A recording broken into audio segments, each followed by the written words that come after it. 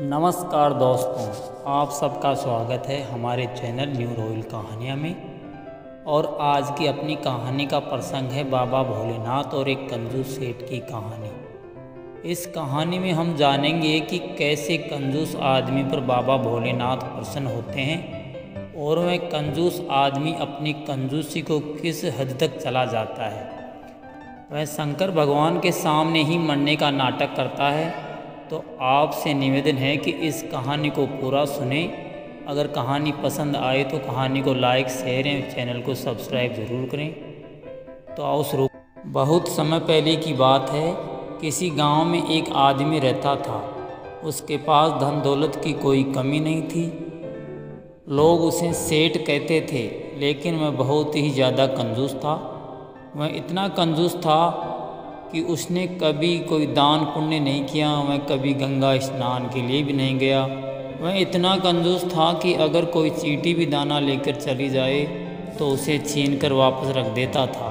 सेठ की औरत धर्म कर्म और दान पुण्य में विश्वास रखती थी, लेकिन सेठ अपनी औरत की एक भी नहीं सुनता था और वह एक आने के लिए भी मरने के लिए तैयार हो जाता था। एक बार माघ का महीना चल रहा था। सभी गांव वालों ने उस सेठ से कहा कि सेठ जी, माघ का महीना चल रहा है, जाओ गंगा का स्नान कराओ, कुछ दान पुण्य कराओ। उस सेठ की पत्नी ने भी उनसे कहा कि सभी सही कह रहे हैं, जाओ गंगा स्नान कराओ। दोस्तों, वह इतना ज़्यादा कंजूस था कि उसने अपने गांव के बिना किसी को बताए ही गंगा नहाने के लिए चल पड़ा। वहाँ जाकर देखा कि गंगा जी के 7 घाट बताए हैं। 7 घाटों पर एक एक पंडा मौजूद है। अगर उन पर स्नान करेगा तो पंडा को दक्षिणा में रुपए देने पड़ेंगे। इसलिए मैं आगे चलता गया और एक शमशान घाट पर पहुँच गया। शमशान घाट पर उस दिन कोई मुर्दा नहीं आने के कारण वहाँ कोई आदमी या पंडा मौजूद नहीं था। इसलिए सेठ ने वहाँ नहाने का फैसला किया, जहाँ पर कोई भी पंडा मौजूद न हो, ताकि उसे कुछ देना ना पड़े। उसने इधर उधर देखा, फिर वह गंगा नदी में स्नान करने के लिए चला गया। दोस्तों, आप सभी को मालूम है कि शमशान घाट में देवता भगवान शंकर हैं। वह वहीं शमशान घाट में ही रहते हैं। उन्होंने सोचा कि चलो इस कंजूस सेठ की परीक्षा ली जाए। पंडा का रूप धारण करके भगवान शंकर भोलेनाथ वहाँ पर एक पंडा रूप धारण करके वहाँ खड़े हो गए, जहाँ पर कंजूस सेठ स्नान कर रहा था। पंडा को देखते ही कंजूस सेठ बोला कि तुम कौन हो और यहाँ कैसे आ गए।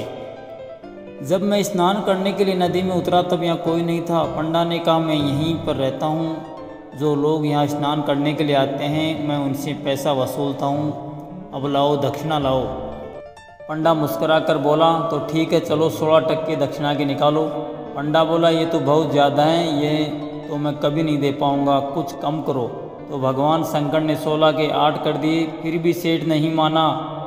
तो अंत में सेठ 1% देने की बात पर भगवान शंकर से कही तो भगवान शंकर बोले, 1 ही दे दो। कंजूस सेठ बोला, मैं अपने साथ कुछ नहीं लाया, पैसा घर पर है, वहाँ जाकर आपको दे दूँगा। पंडा ने कहा, अच्छा ठीक है, अपना नाम पता नोट कराओ। मैं कंजूस सेठ अपना नाम पता सब कुछ नोट करवा कर अपने घर वापस आ गया। काफ़ी समय बीत गया। एक दिन भगवान शंकर ने मन में विचार आया कि चलो अपने उस सेठ को संभालते हैं। तो भगवान शंकर पंडा का रूप धारण करके उस कंजूस सेठ के घर चले गए। वहाँ पर उन्होंने बाहर से आवाज़ लगाई तो उसने सेठ की पत्नी बाहर निकली। तो उसने पंडा से कहा, सेठ की पत्नी से पंडा ने कहा कि आपके पति शमशान घाट में स्नान करने के लिए गए थे, उन्होंने अभी तक मेरा दक्षिणा नहीं दिया, वो दक्षिणा लेने के लिए मैं यहाँ आया हूँ। सेठ की पत्नी अंदर जाकर अपने पति से सब कुछ बता दिया। तो मैं सेठ सोचने लगा कि ये पैसा लेने के लिए यहाँ तक चला आया। सेठ ने कहा, उससे जाकर कहो कि मैं अभी घर पर नहीं हूँ, बाहर गया हूँ। तब उसकी पत्नी ने बाहर खड़े पंडा से कहा कि वो अभी घर पर नहीं है, बाहर गए हुए हैं, उन्हें अभी काफ़ी समय लगेगा। पंडा ने कहा, तो कोई बात नहीं, ठीक है, तब तक मैं यहाँ बैठा रहता हूँ। ऐसा करो जब तक वो न आए तब तक कुछ खाना पीना खिला दो। ये सुनकर उस सेठ की पत्नी फिर अंदर गई और उन पति से कहने लगी वह भोजन की मांग कर रहा है और कहा कि जब तक वो नहीं आते हैं तब तक मैं वहीं इंतज़ार करूँगा। वह कंजूस सेठ फिर अपनी पत्नी से बोला कि ऐसा करो, तुम उनसे जाकर कह दो कि मैं बहुत बीमार हो गया हूँ, बाद में आएँ। उसकी पत्नी फिर बाहर गई और पंडा से कहने लगी कि मैं बहुत बीमार हैं, आप बाद में आना। पंडा ने कहा, उनसे कहो कि मैं एक अच्छा वैद्य भी हूँ, मैं उसका इलाज कर सकता हूँ। मैं फिर अंदर जाकर अपने पति से कहने लगी कि मैं कह रहे हैं कि वो तो तुम्हारा इलाज कर सकते हैं, आप कहो तो बुला लूँ। मैं सेठ फिर कुछ सोचा और बोला, जाओ कह दो कि मैं मर गया।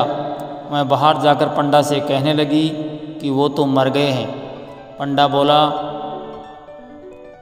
बोला कि मर गए, तो पंडा ने सभी गांव वालों को बुलाकर कहने लगा, यजमान मर गए हैं। सभी गांव वाले धीरे धीरे इकट्ठे होने लगे। उधर सब कुछ फटाफट इंतज़ाम करके अर्थी तैयार कर दी गई और शमशान घाट की ओर सेठ के बेटे लेकर चल पड़े। शमशान नज़दीक ही था, लेकिन सेठ के कहने पर पूरे गांव के 4 चक्कर लगा दिए। आगे आगे सेठ की अर्थी और पीछे पीछे पंडा के वेश में भगवान शंकर चल रहे थे। अब सेठ के लड़के चलते चलते परेशान हो गए और अपने पिता से बोले, पिताजी अब हमसे नहीं चला जाएगा। तो सेठ बोला, पंडा कहाँ है? मैं बोले, पंडा तो पीछे पीछे ही आ रहा है। तो सेठ बोला, जो होगा देखा जाएगा, शमशान की ओर ही ले चलो। और सेठ के बेटे अर्थी को शमशान घाट पर लेकर पहुंच गए। पंडा मन ही मन मुस्कुरा रहा था कि चूँकि भगवान, वो तो भगवान भोलेनाथ थे, उनसे क्या छुपा था। उन्होंने कंजूस सेठ से कहा कि अभी भी समय है, उठ जाओ, नहीं तो आग लगने के बाद वो भी समय नहीं मिलेगा। लेकिन वह कंजूस सेठ इतना ज़्यादा कंजूस था कि वह चिता से नहीं उठा। उसकी इसी कंजूसी को देखकर भगवान भोलेनाथ बहुत प्रसन्न हुए। उन्होंने सेठ का हाथ पकड़ कर खड़ा कर दिया और बोला कि मैं आज तुझ पर बहुत प्रसन्न हूँ, मांग ले क्या चाहिए तुझे। ये सुनकर वह कंजूस सेठ फिर उठ खड़ा हुआ। उसने कहा, मुझे कुछ नहीं चाहिए, मुझ पर आपका जो 1 पैसा उधार है बस उसी को माफ़ कर दो।